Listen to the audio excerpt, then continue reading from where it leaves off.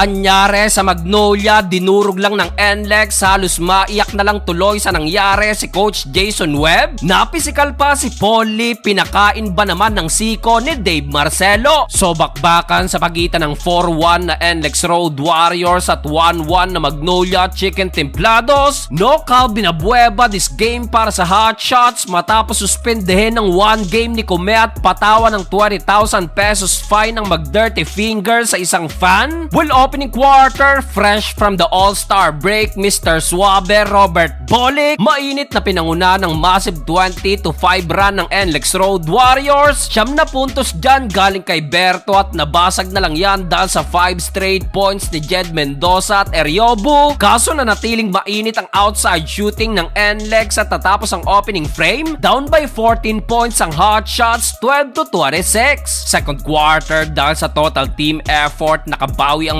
Magnolia ng 10-0 run. James Laput sa loob at back-to-back 3-pointer naman ang kinana ni Russell Escoto. Dahil sa run na yan, nagawang maibaba ng Magnolia ang lamang sa 4, matagal-tagal napako ang NLEX sa score na 26, halos kalahati ba naman ang second quarter. Nakasagot na lang sila dyan under 6-minute mark ng 6-0 run. Robbie Herndon kumana ng logo 3-point shot. Nalibre pa si Baser Amer sa kanyang transition layup. Karamihan ng puntos ng NLEX galing na rin sa kanilang free throw shot. Natapos ang first half sa low scoring ball game, still na ibalik ng Road Warriors ang double digit lead 37-27. So far scoreless pa si Polly habang tag 2 points lang ang nagawa ni Baroka at Gio Halalon sa first 2 quarter. Start of the third quarter, na natiling mainit ang outside shooting ng NLEX. Anthony Semerad hitting corner 3-pointer, pero after niya nakasagot naman ng 8-0 run ng Hot Shot sa panguna ni Russell Escoto at Ian Sanggalang. Under 8-minute mark, dito na nagkapisikalan, bagsak ang inabot ni Polly. Abay, pinakain ba naman ng siko ni Dave Marcelo dahilan upang matawagan ito ng flagrant foul penalty 1 matapos muling maibaba ng Magnolia ang lamang sa 6 na puntos. Heto't sumagot na naman ang another run ng NLEX Road Warriors. Anthony Semerad again, back-to-back 3-pointer, same spot, same result. Ikalima na yan ni Semerad. Well, nasundan pa yan ng another corner ni Nieto at sa dulo na high pa si Berto sa kanyang end 1. So far, meron ng 21 points si Bolick with 7 assists at natapos ang third period, tambak ng 20 points ang Magnolia, 67-47. Fourth and final quarter, kahit second unit ng NLEX, abay pinahirapan ng Magnolia. Anyari sa Hot Shots, kung hindi kapos, baldog naman ang tikada. Problemado tuloy ang kanilang coaching staff, napakalumbaba na lang si Coach Jason Webb. Dito na lang din na itala ni Polly ang nag-iisang field goal shooting 1 of 11. Halos maiyak na lang si Coach Jason Webb sa nangyari sa Magnolia at sa huli makukuha ng NLEX ang kanilang ikalimang panalo.